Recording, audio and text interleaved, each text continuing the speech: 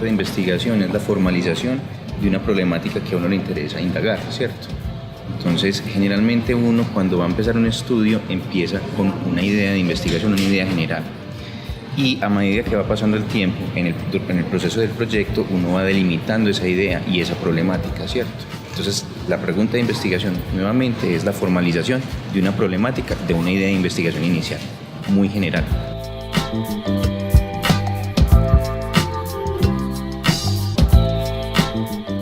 Generalmente, para delimitar una pregunta de investigación, o mejor dicho, para delimitar una idea de investigación, se hace una indagación inicial teórica. Bien sea que uno esté haciendo una investigación cualitativa o una investigación cuantitativa, inicialmente uno debe delimitar la investigación haciendo referencia, en el caso de la investigación cualitativa, a categorías teóricas y en el caso de la investigación cuantitativa haciendo referencia a variables o constructos ya desarrollados.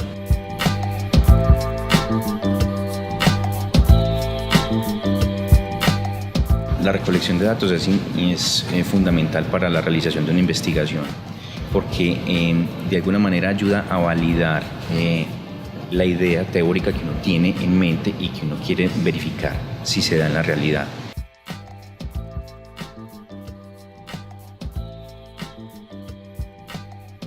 Depende mucho de la pregunta de investigación y la pregunta de investigación de alguna manera a uno le dice qué tipo de diseño de estudio quiere desarrollar.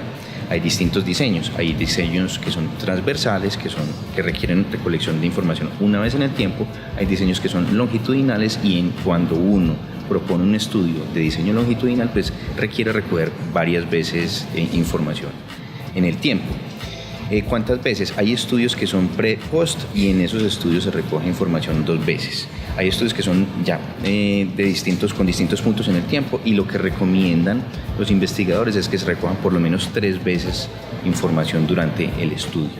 Entre más veces tú recojas información, más información vas a tener para poder analizar y llegar a las conclusiones que te propones encontrar cuando propones la pregunta de investigación.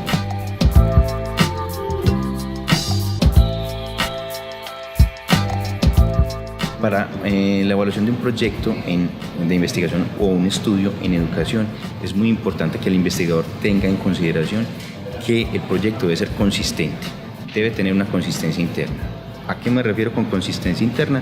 Me refiero a que todos los aspectos del estudio deben estar interrelacionados, deben ser coherentes entre sí. ¿Qué me dice que esos diferentes aspectos son coherentes entre sí? Mi pregunta de investigación. De allí el valor de la pregunta de investigación. La pregunta de investigación es el corazón, el centro del proyecto de investigación en educación. La manera como yo voy a recoger los datos, el tipo de datos que yo voy a recoger, si voy a hacer un estudio transversal, si voy a hacer un estudio longitudinal. La manera como yo voy a usar esos datos depende precisamente de mi pregunta de investigación y todos esos aspectos deben estar relacionados. Esa es la consistencia interna.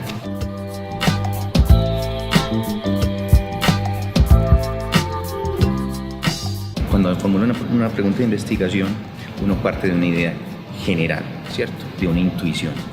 La mejor manera de formalizar la pregunta es ir a la literatura, identificar categorías, identificar variables. De esa manera yo voy a identificar cuáles son los aspectos centrales de mi proyecto o mi estudio en educación, ¿cierto? Eso es, digamos, generalmente lo que se hace para delimitar los factores que yo voy a estudiar. Con pocas excepciones. Hay metodologías, por ejemplo, como la teoría fundada, donde yo no recurro inicialmente a la literatura, pero son excepciones. Generalmente yo debo hacer una revisión inicial de la literatura del tema que quiero investigar.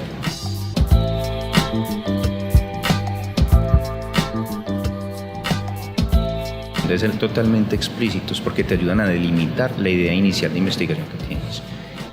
Esas categorías, la claridad en esas categorías o en esas variables son las que te van a ayudar a centrar tu estudio, a centrar cómo lo vas a hacer, qué tipo de diseño vas a utilizar, qué tipo de objetivos va a tener tu estudio, qué tipo de análisis vas a hacer. Entonces deben ser completamente explícitos.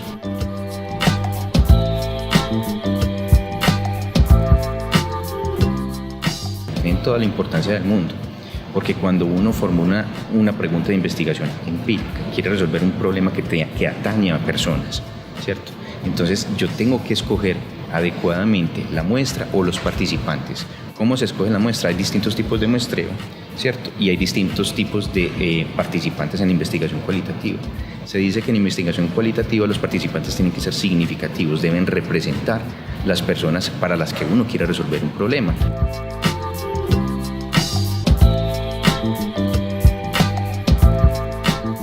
Ya una vez que yo he formulado y formalizado mi idea de investigación a través de la pregunta de investigación, lo que se sigue es hacer un plan para responder esa pregunta de investigación. La manera como uno responde a la pregunta de investigación en general, en términos generales, se llama método, pero el método debe, como les decía anteriormente, ser consistente con la literatura en la que uno se basa para delimitar la pregunta de investigación.